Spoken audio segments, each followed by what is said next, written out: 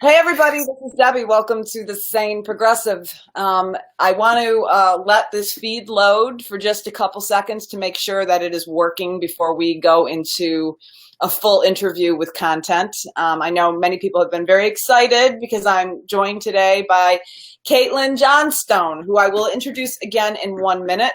I'm going to just wait a second, Caitlin, until the feed jumps on and I make sure that it's going, because I've done too many interviews where I find I'm talking to dead air. So let's just make sure. Um,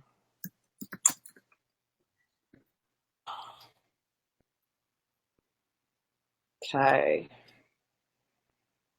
Oh, I think we're on. Perfect. Perfect. Okay. Hi, everybody. As you know, my guest today is writer for Newslog, Caitlin Johnstone. She is a very bold writer who is one of the few, journalists or opinion writers that I see who is just taking no prisoners with her approach. I want to read to you a paragraph from her latest article. What is that entitled again, Caitlin? Your latest one? God, you're not defending the press, liberals. You're defending powerful corporations. May I take the liberty of reading a paragraph? Oh, of course. Yeah, take the stage. This is why I wanted to have this lady on the show. She's talking about the media and how they manipulate the masses. And this is one of the quotes from it. Quote, "And they don't need your help, America. They're the same people who have you thinking that it's normal to live hand to mouth in the richest country in the world. They're the same people who have you think that wanting your own tax dollars to go towards your own health and well-being rather than killing children overseas is selfish and immoral and not the other way around. They're the same people who will stare down the barrel of a camera telling you to give your actual hard-earned tax dollars to bad at money banks because they've lost zillions in an irresponsible gamble that no one asked them to take, well then telling you that it's your fault that they need to take your house as well." Magnificent. Love it. Love it. So, thank you. Thank you for coming on the show. I want to talk to you quite a bit about your thoughts on the media and the current manipulations we're experiencing. But a lot of people may have never come across you before or done any of your writing. If you want to just give a little history of your experience and your blog. Right. Yeah. Well, I got involved in I actually started getting involved in the Bernie campaign. I'm a trained journalist. I went to university. I got the degree.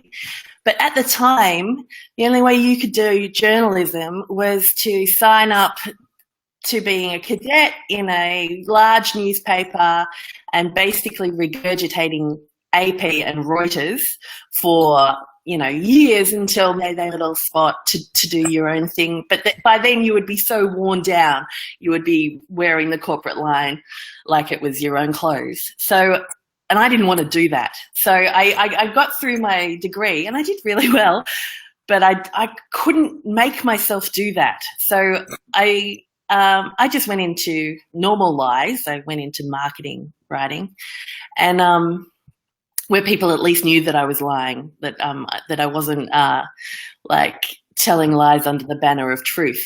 So, but it wasn't until the Bernie campaign, and I was sitting there, and because I was in the Bernie groups, and my husband, he's American, he was right into it, and we were both watching in amazement how this huge revolution was building.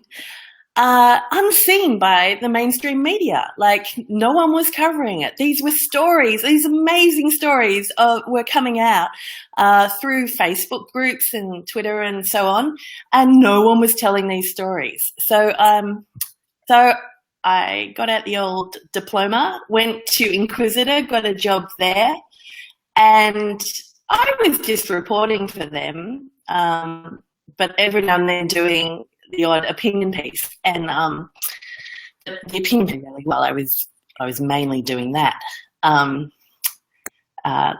because I was saying things that people that everyone knows to be true. It was pretty easy because all I was just doing was saying what people were thinking anyway. Yeah, and so then that went really well, but it went a little too well.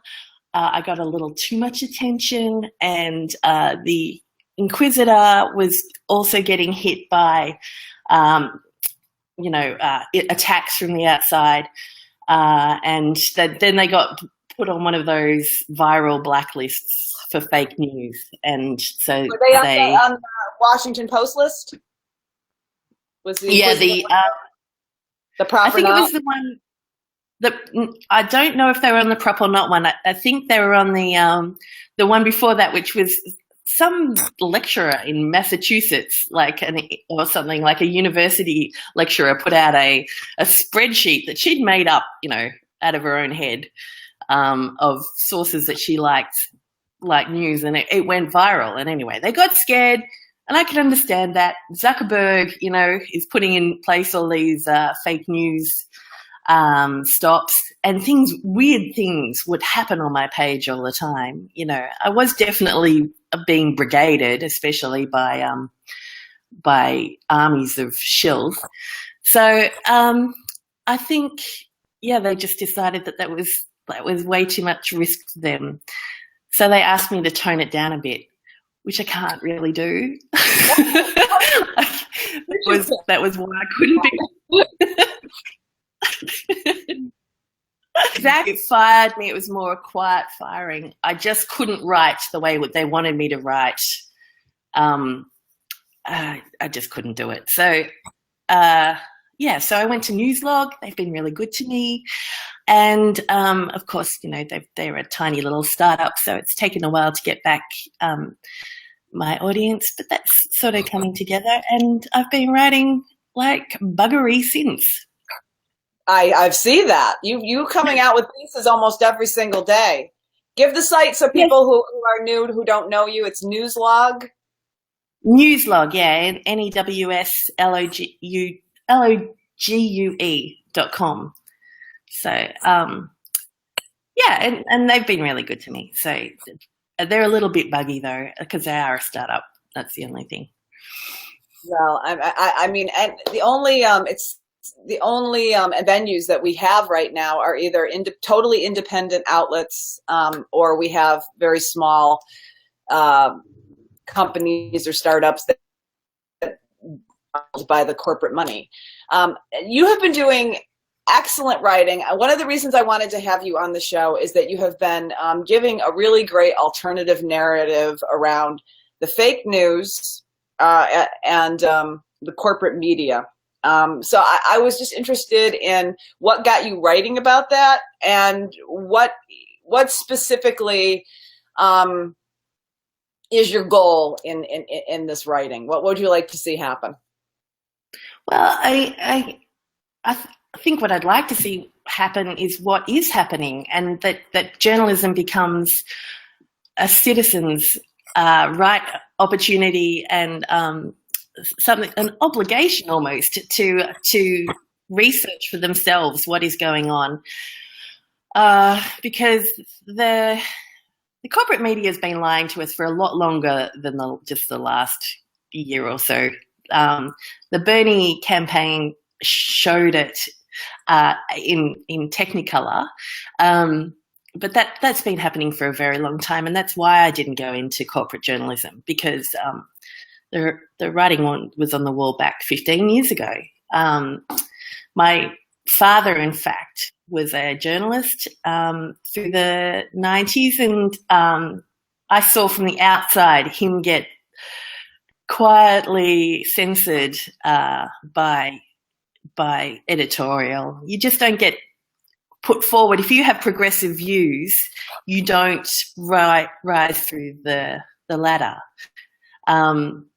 So that's why we end up with conservative, even when they call themselves liberals, who are just plugging the corporate line and saying what they need to say to make sure that they get the paycheck at the end of the week that pays for the whatever they've got going on. So it's important for me to show people that, and how they manipulate us.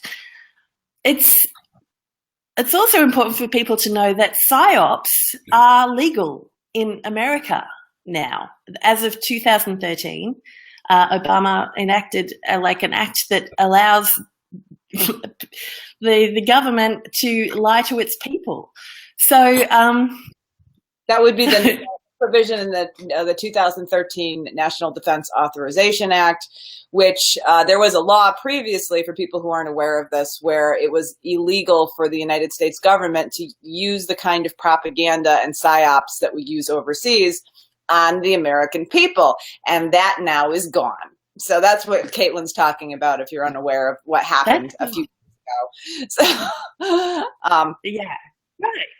So we can just assume they're using that. Like they didn't take that muzzle off themselves to not use it, just to feel a little more free, or or so that mum and pop shops could go around creating propaganda for fun. Like they did that because they wanted to use it. So we need to critically read everything that comes out of the mainstream media, particularly from, say, Washington Post, which has had a lot of money flow to it from the CIA, and does seem to be quite the mouthpiece for CIA propaganda. In fact, I call it the CIA trade rag, because you can pretty much tell what's going on inside the CIA just by reading what's going on in the Washington Post.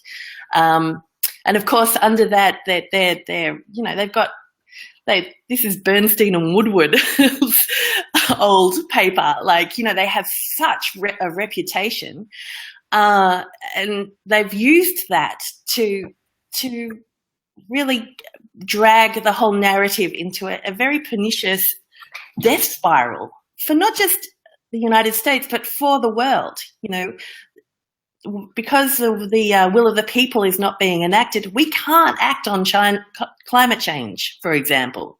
Right. We can't get out of this endless cycle of war that, no one other than a few people actually benefit from. We can't drag that energy back into doing healthy things that actually play in a New York Minute, and it's crisis time. We really need to be doing those things. We can't be spending all our energy just waging war on small nations that have nothing to do with anything and hardly anyone can place on a map over oil. How do you think that we're going to be able to transition out of the thinking? One of the things I work out on this channel, and one of the reasons I was interested in having you on as a guest, is I noticed that a lot of your writing speaks to challenging the falsehoods that people just have come to believe is true, that the corporate media just spews out, that we don't even think about anymore. We just assume that this framework that they give us is how the world operates and the only way that we can move forward. So what are some of the underlying premises that you would want to see challenged, that you see the corporate media spewing out constantly? Because there's a lot of them. I think it most of the most detrimental ones to everyday Americans. And that's something, that I see as an outsider. My husband's American, but I'm Australian. Right. And I grew up in a social democracy that looked after its people. I didn't even see homeless people in Melbourne. There are a few now because we've moved into a more liberal, neoliberal space in the last 10 years or so. But we didn't even have homeless people. That was not my experience. And then, when we go to Cali, there are small villages of homeless people everywhere. That's not normal. That isn't normal. No. And it's not normal to have, people who have served the country as veterans come back to absolutely nothing, broken, emotionally, spiritually, and psychologically from war, and then expect them just to fend for themselves. They've done a great service to the nation. That should not happen. You look after each other. That's a normal human way to be, is to collaborate and look after each other. But the whole American dream has swung into full force, where the media will have you believing that, you know, if you work hard, then you'll get ahead. But that also means that if you're poor, then you must be lazy. Like there's and you see Americans abusing each other for, you know, for being poor, like it's their fault. Like they've fallen out of a system that you know, automation has taken over jobs. There's, you know, the economy has been run very badly, and there aren't many jobs. There just aren't the same jobs around. But that doesn't mean that someone should die just because they can't find, you know, a patriarchal job making some landfill for someone. Like there's so many jobs that we do are ridiculous anyway and not helpful. Well, it's a very abusive, it's a very controlling narrative. You know, one of the reasons that I think we see that in this country is that it is a way for the corporate establishment and the political establishment and the media establishment to keep people divided, because, you know, it's so hard to be looking up at the people above us, and it's easier to turn us against each other and blame the poor for the problems that are created by the rich. And it's the division that facilitates their ability to continue to pass policies that nobody wants, but keeping us completely impotent to being able to organize effectively because we are in such divide. And I know a lot of the things you've been writing about have been about the current manipulations to distract and deflect. I think it'd be interesting, maybe people who haven't read your work, you've written a lot about Russia and the manipulation of that narrative. There's a lot of articles, and I'll pin some up on my page. Do you want to speak on that a little bit? Because I found those articles really useful. Right. Well, the Russian narrative which we saw like burst out of the look, and it may even have just been out of sheer panic from the DNC leaks. Suddenly, Russia was doing it. I think Donna Brazil was like probably the first to really hammer that home to everyone that it was Russia's fault. It was Russia's fault.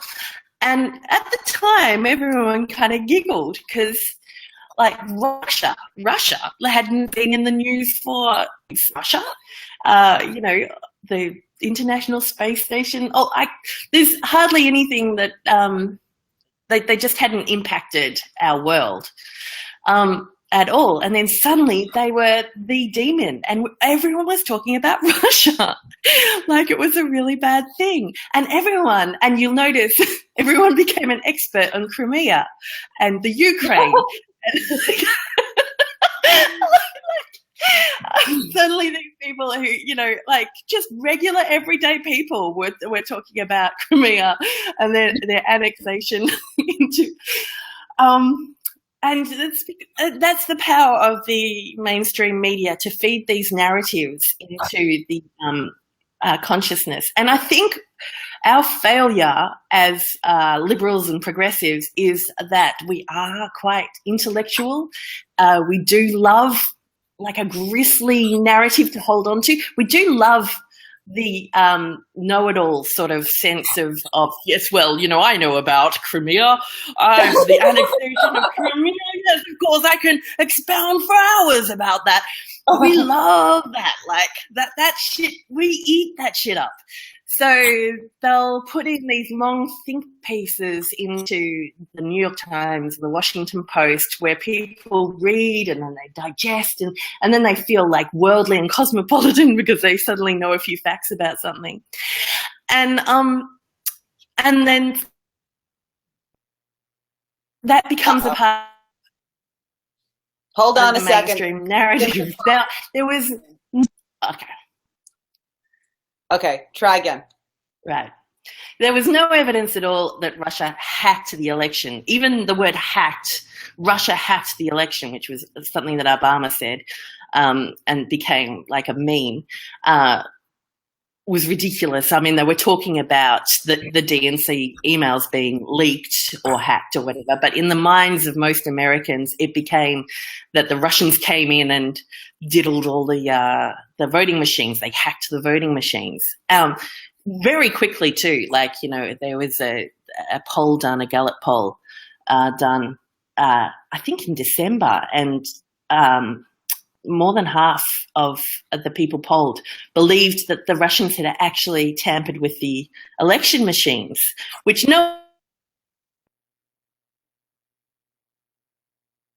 but if you get that impression, you know, it's just like no one ever said that the weapons of mass destruction and Iraq narrative had anything to do with 9/11, but hold on, wait a minute. We're having technical difficulties. Wait a minute. I just don't want you to be expounding. The program is acting up, so hold on just a moment. No worries. All right. I hate to interrupt you like that, but it was like you were going big blips off. I know we just lost content, Tyler. We're just going to take a 30-second break and see if we can get it back on.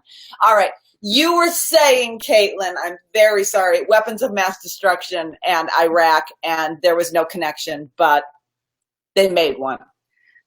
They made one, and they didn't make it by actually lying. They just made it by linguistic programming way.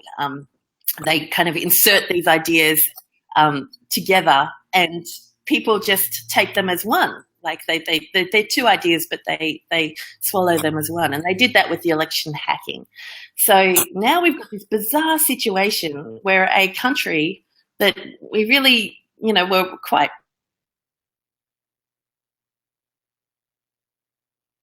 you know, enemy.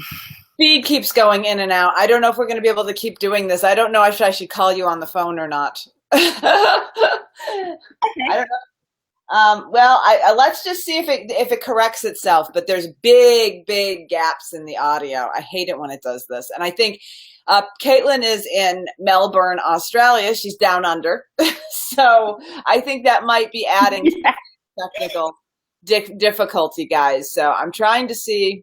Speak again. I'm very sorry, Caitlin. I'm so sorry. No, that's okay. So yeah, I'm just talking about how they knit the two things together in a pernicious way, so that for most people just consume news in the background, so that they'll pick up bits and pieces, and the elite have become very good at just feeding us the pieces that will put together the narrative. And I'm not sure why. I haven't. Yeah, I think some of it is if you tell a lie often or long enough, it'll become true, because they did lie. There were people, you know, Scott Ritter, who was blacklisted, was saying that their aluminum tube story was pretty much worthless, and that the programs that they were talking about were defunct and old. So it was entirely possible to know with Iraq that it was not true at the time if you read between the lines, but they just say it over and over and over and over and over again, and people who question are demonized and put out as unpatriotic or put out as fringe, and it's right. Very manipulative. So and that is a big problem. Yeah. No, go ahead. Oh, well, I think that the big problem that people don't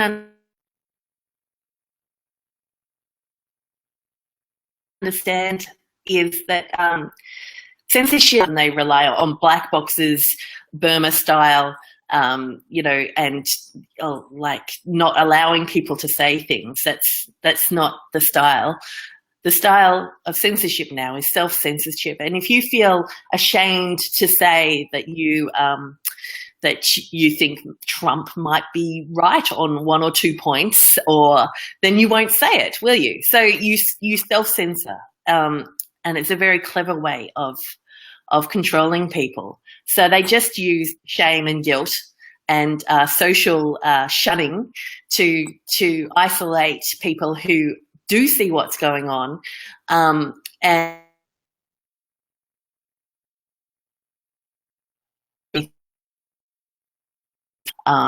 they just make it that, and they can do that fairly easily just by sitting. Well, you can see we turn each other into concern trolling police with these narratives. You know, they just send out concern into the American public, and the. Caitlin, I'm going to have to interrupt you again. This feed is awful. I can't, we're not able to continue. It is awful. There's just giant blips in what you're saying. So I'm trying to figure out what to do. Here, let me message you on Twitter. Do you want to call me and then shut the sound off on your computer? And then you can just do an audio interview with me, because we can't hear you. Okay. All right, hold on.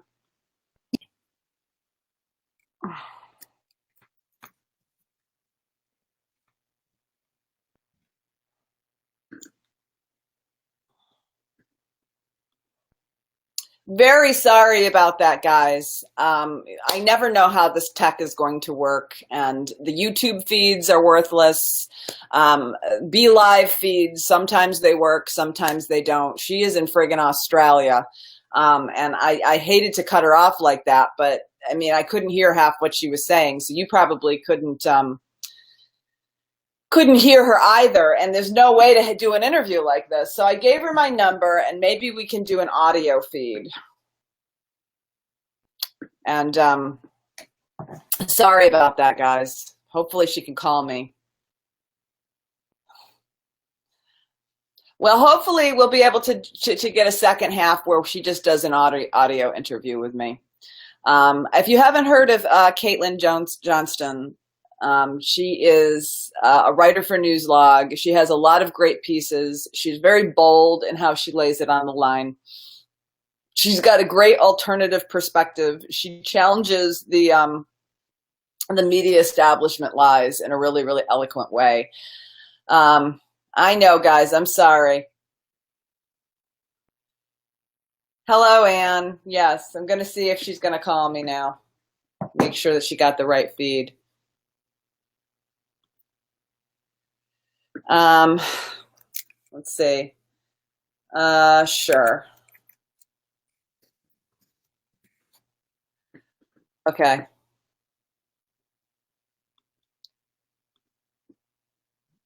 Well, she's going to try to come on Skype. I don't know if that's going to work either. We'll see if I can get her on the Skype call.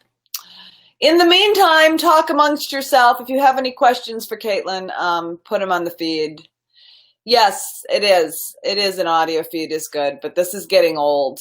I need a tech person. I need a friggin' studio at this point, and I don't have the help. And I know so many people are wonderful that you guys volunteer, but I need somebody who can work on the feeds with me. You know, it's kind of hard if somebody's in California to be doing my work for me here. I don't, I'm a little lost. Do the interviews pre-recorded. Yeah, I still have the same kind of tech, with virtual interviews, whether I'm doing it live or not. Yeah, it's just part of the gig. I'm sorry, guys. I'm going to go and look to see.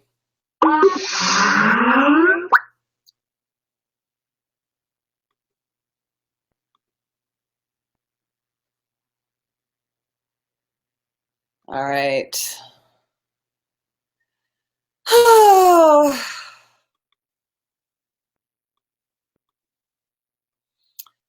All right.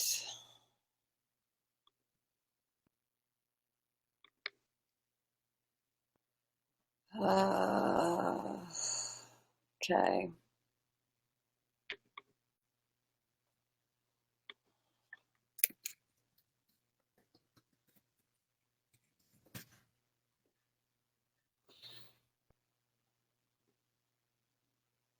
I'm sorry, guys. I have to set up a whole friggin' Skype with her now. I don't know if I should just come off and maybe do a whole nother feed. I'm really sorry.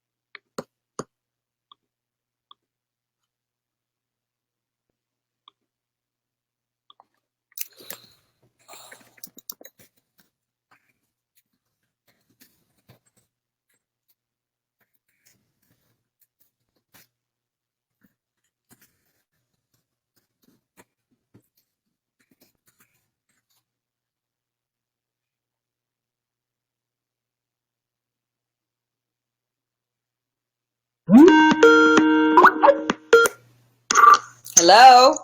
Oh, better. Yeah. Oh, I can hear you much better. Wonder Woman, though. You got a Wonder Woman picture. She sounds like she's crying. She looks like she's crying. That's very sad. Why is Wonder Woman crying, Caitlin? What's going on with that? I didn't mean to make her cry. All right. This is much better. In fact, you know what I'm going to do? I'm going to try to interview you in a brief synopsis again, and maybe just put a shorter version up on YouTube because we had such bad problems with the feed. Okay. All right, so this is take 2, everybody. I'm very sorry. Joining me today, as I said earlier, is Caitlin Johnstone, who is a writer, blogger for Newslog. She was a journalist with the Inquisitor, and she lives in Melbourne, Australia. And we had been having terrible problems with the feed.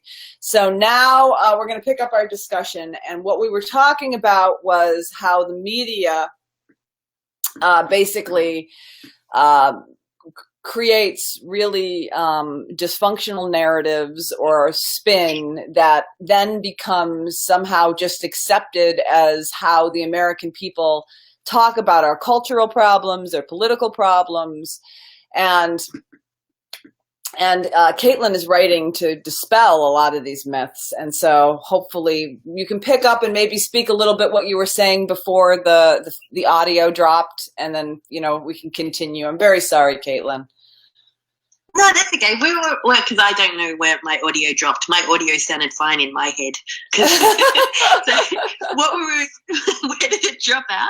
You were saying that one of the things, I think the point you could pick up on is Donald Trump and the way they shame around Trump, because sometimes Donald Trump says things that are actually correct, like the media is becoming the enemy of the American people, that kind of thing. Right.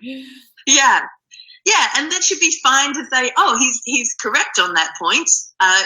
He says a lot of other rubbish, but that is a correct point.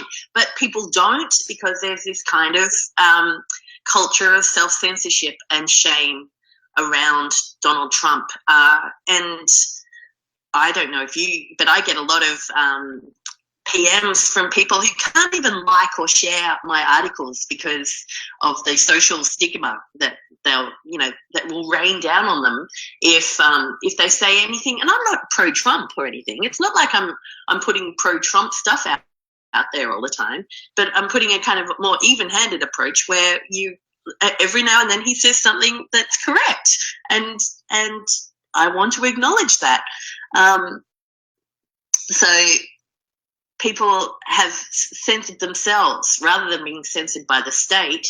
They actually self-police, which is worse because it's very hard to get your fingernails underneath that, and it's very hard to get people seeing what they're doing when they're going around shaming each other for saying things that aren't necessarily,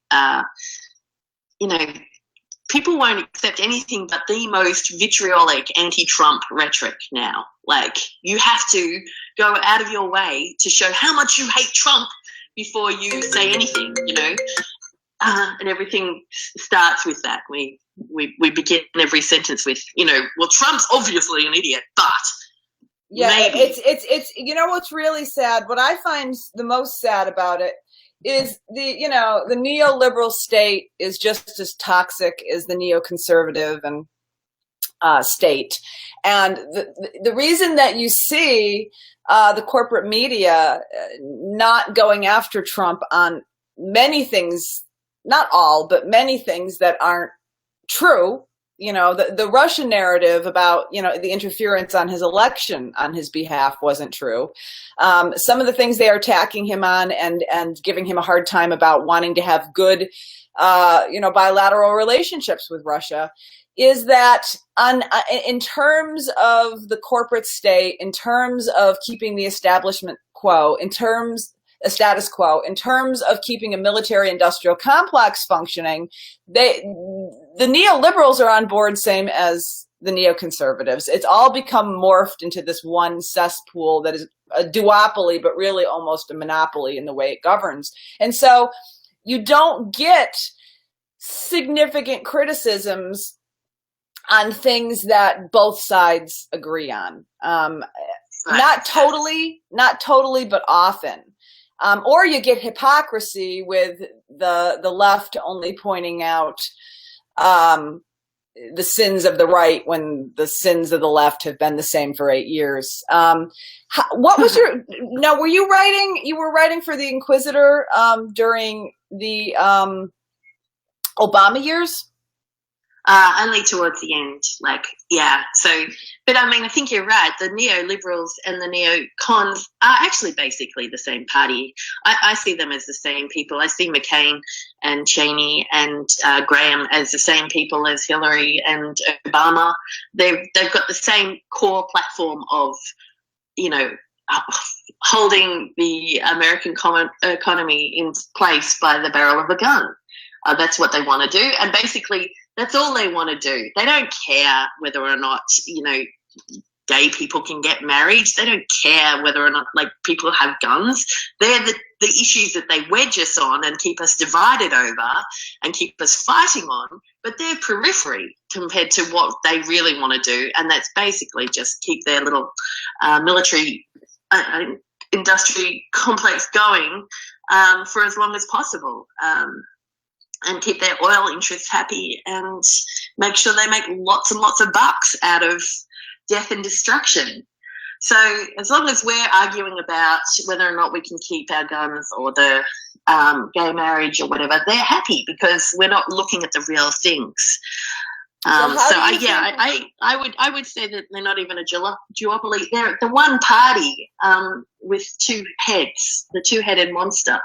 So how do you think that that we get the narratives to change? How do you think that we get people away from this, this us versus them, right versus left dialogue that we have been so dog whistled into speaking politically about?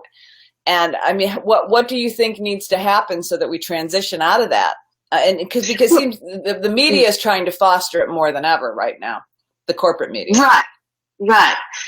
I think you take hope in the fact that there is a silent majority who see this thing happening but don't feel emboldened enough to talk about it. I think the people who yap on along the party lines are actually in the minority. And when someone like you speaks up, Debbie, and says things in an unmitigated way, like it's the truth, because it is, and it gives people the ability, the permission to go ahead and speak truth like it's true, because it is true. And I think that's the way we get out of this. We give each other permission to say things that feel naughty and will get shame on us and will get us shunned out of our social groups, because it's important. We need to right now. Our lives depend on it, and they literally do. We are heading for human extinction. We need to stop this right now. We can't let them continue this neoliberal, neocon ridiculousness until we actually extinct ourselves. That is ludicrous. We can't just let it happen because we're being polite and we've got good manners. We've got to start saying something. And so when normal people stand up and start talking about it, then that gives other people the courage to talk about it as well. And so that's all I really see myself doing, is just yelling about it because we're heading towards a cliff and we need to stop. And there's so many of us that would allow us to fall off the cliff just not to be seen as impolite.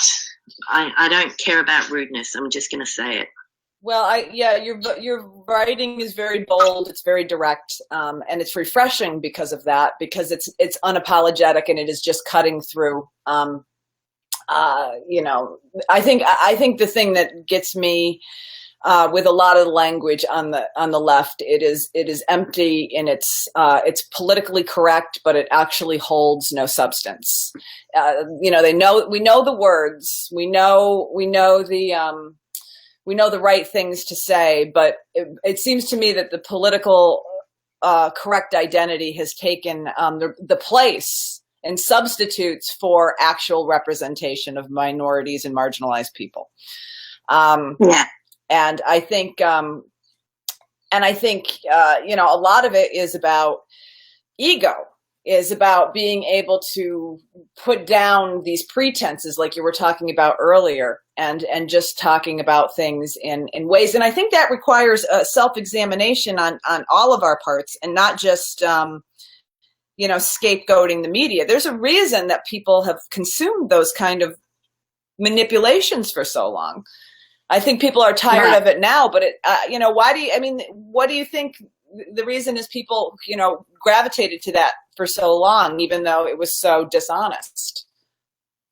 Well, because people like to feel right. They don't necessarily want to be right. They want to feel like they're right. They want to feel like, they're doing the right thing by minorities. And that's the wedge that they've used on the left, is to say that, well, if, you're going to throw our homosexual gay community under a bus just because you want a $15 an hour pay packet.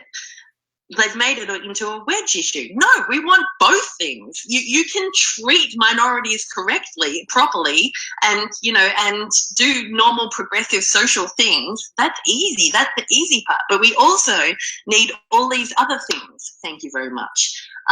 It's not an either or situation, and somehow they've concocted this way of creating it that way. So yeah, it is. It does take some reflection, because you do need to give up the notion that you're a good and kind person, and actually just start saying real things as you see them. Because, people will call you racist, and they will call you sexist. They do. They often call me racist and sexist. I get that all the time. And in what context do they call you that? Fine. Because, I would never want to be seen as that. Like, I have spent all my life trying to fight for justice and for people's rights to live in a fair and equitable society. And to be called racist and sexist is pretty much the worst thing you could say to me. It hurts me. But that's why they do it. So they've turned it into a kind of a tool to keep us being quiet and doing the bidding of the corporate overlords. In what capacity do people say those things in response to what that you're writing or saying? Because you will say that Donald Trump is correct occasionally, that will translate into that? Is that how it is being manipulated? Well, yeah. I mean, people can make a racist argument or a sexist argument out of pretty much anything. Like, supporting Bernie Sanders over Hillary Clinton was seen as a sexist move. Often, even though Hillary Clinton, to my mind, was not the feminist candidate. She was not for my feminism, which is all about, caring for each other, nurturing the planet, and the feminine ideals of looking after each other. She was definitely not the representation of that in that race. Bernie Sanders was very much the feminist, to my mind, in that race. But she's a woman. So, if you were, and I still have these arguments with my feminist friends about that. They will not listen at all about that. They still think that just because Bernie Sanders is a bloke, and admittedly he's a white guy, so that didn't help, is the enemy. Whereas I very much saw the enemy in Hillary Clinton in terms of feminist progression. Well, Hillary Clinton is a woman who's gained her powers on the backs of the most vulnerable populations of women, children, and men all over the planet. So I don't know how you can say you're an advocate for women while you're actively, supporting coups that are overthrowing, democratically elected governments in Honduras, and then you see the people and then, being killed, and the environmental activist and Berta Caceres, and, she never met a war she didn't like. And I don't know how you can consider yourself a feminist if you are standing with unnecessary wars of choice on lives, the women and children and the sex trafficking. So that's kind of what I was saying, is that, and we see it across all spectrums. When people get into their own political beliefs, I think everybody has our own blind spots. So I try to speak to my audience in those terms. Now, you did a lot of advocacy for Bernie Sanders during the presidential race. Were you volunteering for the campaign? Or I know you're in Australia. What was your capacity in the campaign? More moral support than anything, and I did write a lot of editorials. We could have phone banked here, and I was in California for a month or so of it, and I did do little bits here and there, but basically it was more. I offered my pen because I thought he was great, and he's a flawed human as well. I can see that as well. He hasn't come on the right side of this Russia issue, and he's more interventionist than I would like. But what he did do was galvanize a whole nation into the right direction, into heading into the right direction, into heading into health and sanity, and saying, no, we're going to look after ourselves before we send money to the military industry complex to go and kill other people, or to Walmart so that they can starve us more. I thought what he did was really amazing. Yes. Well, Bernie Sanders, I consider Bernie Sanders very much an and. Bernie Sanders did great things, like he took progressive ideas out of the closet, which have always been shamed as some kind of marginalized fringe hippie bullshit, and showed that they were a majority position, which I think was a huge favor, because, when you try to talk about things like universal health care, or you try to talk about things such as, college tuition paid for by the government, us collectively investing in it, there was a lot of support for those ideas. And so, I think he also showed there's a huge portion of the country, and he showed us to each other. So that was amazingly powerful. And on the other side, he blatantly locked out the election integrity activists from his campaign for 8 months, and then endorsed the fraudulent candidate.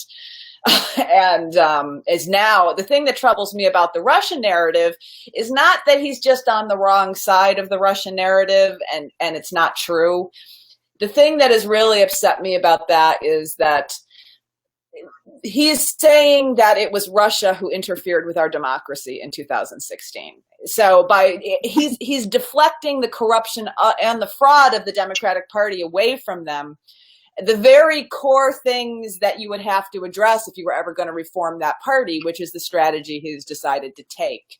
So I found that incredibly frustrating. And, you want to talk about, being unpopular with your peers, try, challenging your peers on the person that, maybe even brought him into politics, because that is something that I'm struggling with on a daily basis, as I'm trying to, keep the discussion very, very grounded in the circumstances we are in. So it's very challenging. What are your thoughts about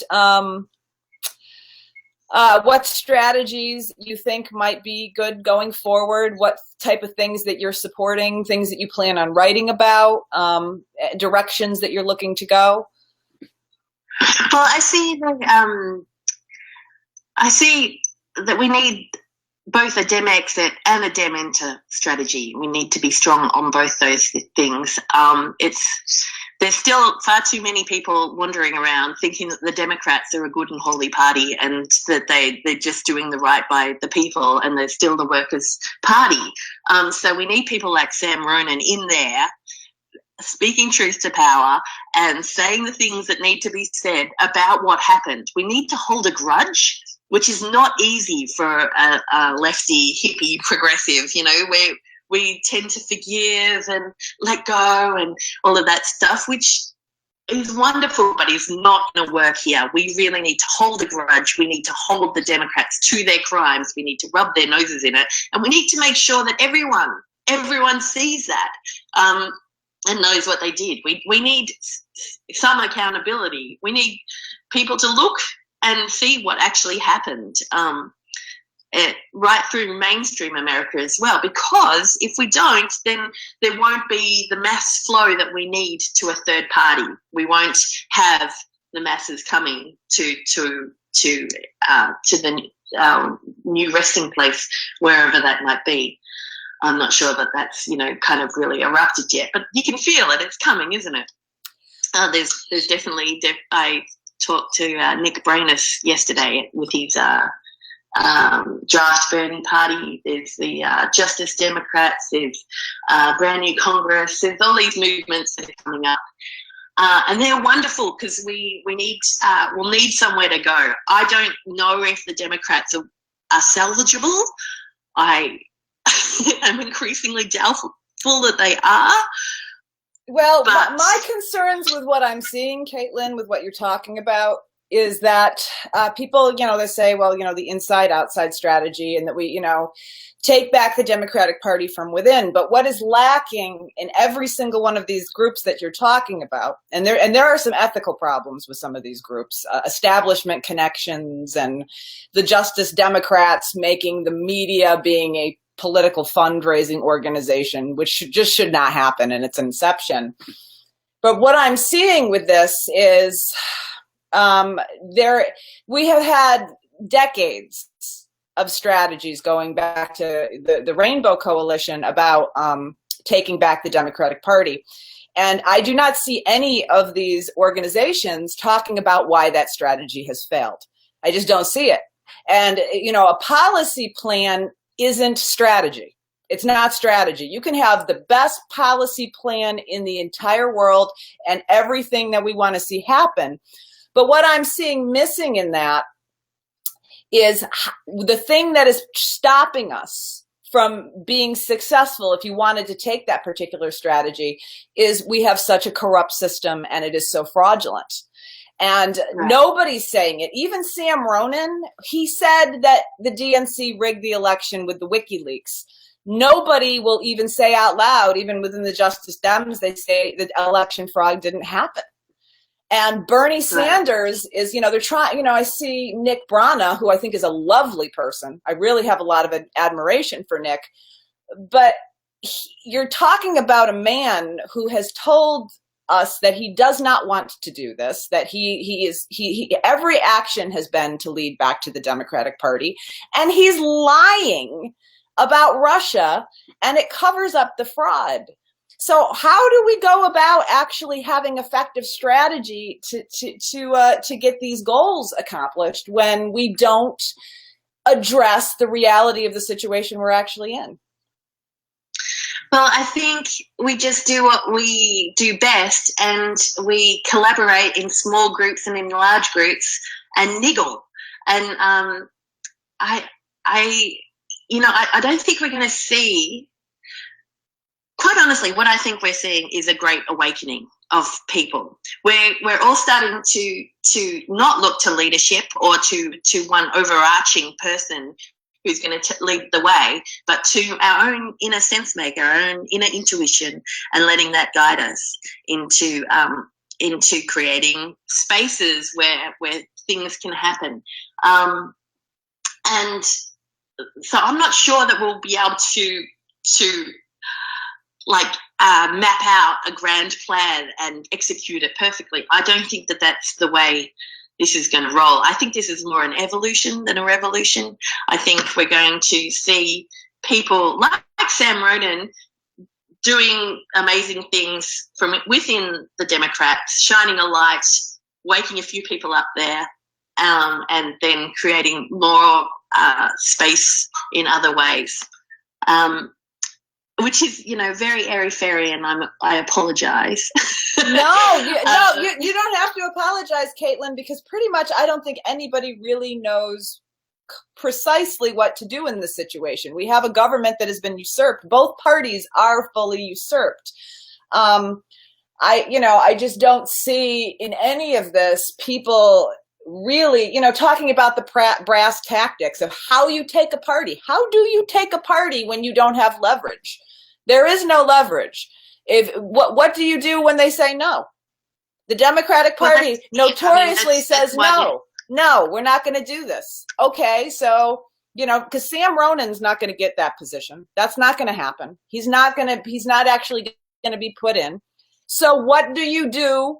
I'm asking you seriously, what do you do when the party refuses to change and trying to appeal to better angels that they don't have doesn't work? Well, that's not,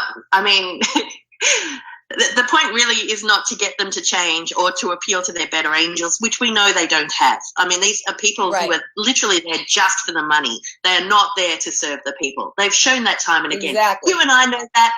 Our movement knows that. But there's a whole raft of people in America who have no idea that that's what's going on. So just in the same way that Bernie, just kept relentlessly shining a light by moving towards the Democrats and saying, no, we're doing this. I am offering you a challenge, a real challenge that they hadn't had. No one, they've been pretty much allowed to put up whoever they liked and with no real eyes on them. We need eyes on them. And whether or not anything changes or happens within the Democrats, those eyes will inform the consciousness, which will bring about the collapse of the Democrats, because too many people will know that how corrupt they are. I'm not saying that we're going to change their minds or make them into something that they're not. I don't believe that that's possible. I do believe it's possible to put enough light in there, though, so that everyone can see what's going on. It's amazing to me that didn't happen during the Bernie thing, because, it was so obvious that convention was some Hunger Games horror.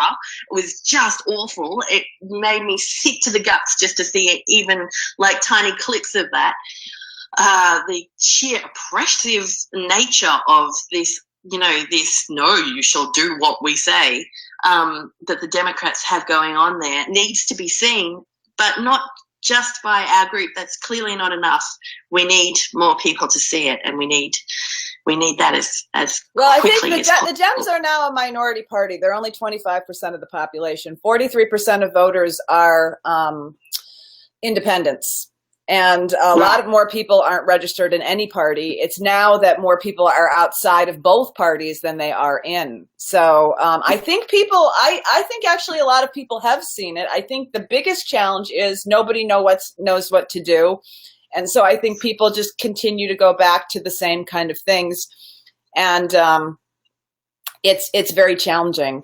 I have a different tact in my mind of what we need to do, and that is, you don't put up with the bullshit. You just don't. you don't.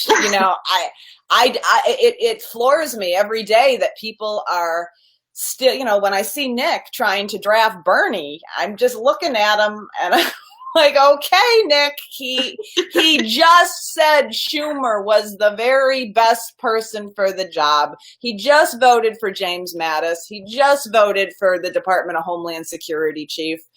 He's protecting the fraud that was committed. And this is who you're looking to as a leader. And I think I'm not even trying to criticize Bernie here. I think that people get very caught up in, we had a road with that, and we don't, I think we need to be leading ourselves and freeing ourselves just from the failed narratives that we've had with the media. So, but this is an interesting conversation. A lot of people talk about this on a daily basis. It's one of the most discussed things I know on all the channels. But I wanted to ask you, what other kind of subjects, anything new that you're going to be writing about? Any specific topics that you are going to be focusing coming up on in your blog? Or I really take it day by day. I don't like to think too far ahead. I don't like to plan what I'm going to write about. I do like to kind of surf the zeitgeist of what everyone is talking about. So I don't even know what I'm going to write next. I just did a piece on Milo Yiannopoulos, which I thought was important, especially from my feminist point of view, because he's not a good man, and he has created a very rapey sort of culture in the alt-right, and I perceived danger there. I really wanted to talk about that. That may have just been for me. I'm not sure, because I've got a lot of kickback from that. But I see for me, I see the rape culture kind of issues. It are pretty much the micro of the macro interventionist war culture that we have going on as well. There are just too many loose boundaries about what is morally okay in our culture, and I think we need to strengthen those boundaries. It's not okay to rape people, and it's not okay to go into a country and change its leader just because you don't like the cut of his jib. So you're equating like the military-industrial conquest to rape. Yeah, it pretty much is. It pretty much is. But yeah. Do you see it too? I think it's just the micro and the macro, and we're seeing discussions like, especially I've got teenage kids, and they're often talking about consent. It's a really big thing for them, and they talk about consent in a really healthy way that my generation never conceived of it. I know, was pretty much if you could get sex from a woman, then good on you. That's great. It didn't matter if you had to negate her, guilt her, coerce her. That wasn't if you got sex, then fantastic, good on you, blokes. So that, I think that's really healthy and really good. And I can see this young generation are amazing. They really are. And if we can just hand them over a healthy planet, a relatively healthy planet, then they'll do fine. Because they do see these issues in a very black and white way that we've been gaslighted into seeing as in a very kind of amorphous way. So I'm just trying to bring clarity to those boundaries, that it's not okay to rape people, and it's not okay to go into a sovereign country and change the leader or bomb the people because you don't like what they're doing. Unless they're threatening you, then that's not okay. Yeah, so that's where I'm at the moment. I'm not sure what I'm going to write about tonight. Now, how many blogs do you put out a week? Probably about 9 or 10. You're very profuse in your writing. Yeah, you really. Yeah, well, there's so much to write about. So yeah, I really love it, and I don't find it taxing at all. I often get people worried that I'm going to burn out, but I write like my life depends on it, because it pretty much does. I think these things need to be talked about, and they need to be talked about yesterday. So yeah, I'm not going to stop anytime soon. All right. Well, thank you so much, Caitlin. We've been going an hour, and I'm sorry for the technical difficulties that we had. Let me just ask my viewers real quick if anybody has any specific questions for you while I still have you on the line. You guys have any questions for Caitlin before we drop off? She's already given us very generously an hour of her time, and then had to deal with horrible technical issues on top of it. So she's been more than patient with us. So I'm just gonna give them a minute to see if there's anything that they wanna say to you. They love you. They've been putting on all kinds of comments, applauding you, thanking you for your work, really respecting and looking forward to your blogs and your opinion pieces. That's, there's probably a few hundred comments reflecting that. And I know a lot of people were really excited to have you on. Okay. Well, it went the same way too when I said that I was doing this. There's a lot of love for you, Debbie. A lot of my readers adore what you do and take a lot of courage from your stuff. So thank you. No, thank you. You're doing amazing things. I'm trying. It's very hard because I even within the community discussions we are having as a group right now, I have kind of moved into my own transformation about how I want to be discussing things, and it's outside even of what the majority of people on the left do. So it's I feel like I'm swimming by myself a lot, but I'm trying to maintain dialogues with everyone because we're going to all have to figure out what we're going to do together. I mean, no matter what course we take. Right. Well, yeah, I think I lose half my audience pretty much with every article. And people, I will get the funniest private messages. People say, "Oh wow, you're wonderful. I think you're great. That's fantastic." And then 2 days later, they'll be like, "No, that's it. Sorry, a bridge too far. Can't go with you any further." Yeah. Oh, don't you love that? It's like I'm done. That was enough. I can't even look at you anymore, woman. I don't know. I'm going to read you some of the comments, Caitlin, if you have just another minute or two. I don't want to take too much of your time, but it says. These are some comments. Somebody says, ask Katie to please do a few more op-eds about consciousness and philosophy. I love the fact that she's a big fan of Terence McKenna and Bill Hicks, among other notables. Oh, that's good. Yeah, I'm really pleased that people, because I love that stuff, but I always wonder if I'm just going a little too woo-woo and peg back. But that's good to know. Maybe I should do more stuff like that. What can we do to strengthen our alternative media to make it healthier and a place for people to go to once they stop consuming corporate media? Well, I think we need to keep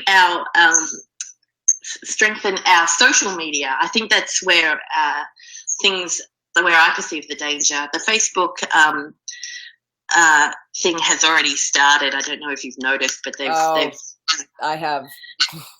Yeah, and they have their own page now. I went there last night, and they talk in all these kind of yucky David Brockian Media Matters ways about how they're going to support journalism, and it all sounds very wonderful. But what they really mean is that they're going to silently censor us. And so I would love people to make a big noise about that and go to the Facebook group. I think it's called Facebook Journalism Project. I'm not sure. And write on their wall and say, this, if you're going to silence people, that's not what we want. Because the whole fake news thing was ridiculous. We were all doing fine with the term clickbait. Everyone knew what that meant. It was just don't click on that because there was a good warning because there's no article underneath it, or we don't need some overarching figure, Ministry of Truth, telling us what is real and what's not. We can work that out for ourselves, and I really would love people to stand up for that. Yeah, I agree with you on Facebook. I mean, they literally are letting Israel censor content. I mean, they have people working to under the guise of being anti-Semitic, but it's not so much they're worried about anti-Semitic content as content that encourages the divest movement from Israel and encouraging, anything to stand with the people of Palestine that may not show Israel in a good light. no, it's very strange when an American social media company has representatives going to Israel to consult with them about what we are allowed to write. I mean, I find that absolutely chilling.